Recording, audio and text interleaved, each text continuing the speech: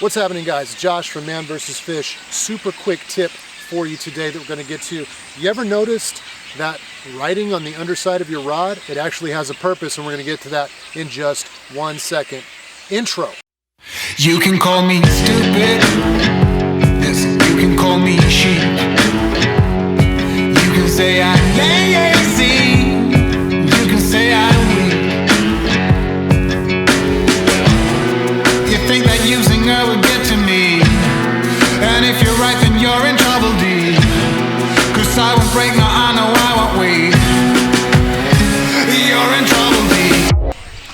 Alright guys, when you get yourself a new rod, there's some writing down here next to the reel seat, and a lot of people simply ignore it. That writing is actually pretty important. It tells you what size line you should be using for that rod, and that's by the pound test, right? So this rod in particular is rated for 8 to 14 pound test. You don't want to go over that 14, you don't want to go under that 8.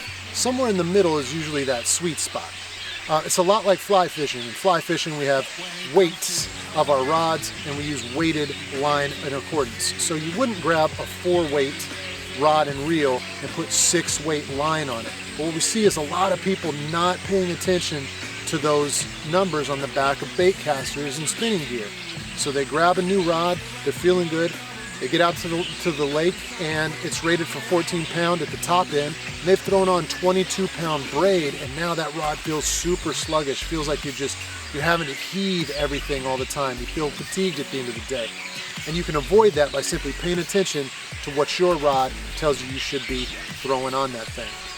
That's a super quick tip. I really appreciate you watching.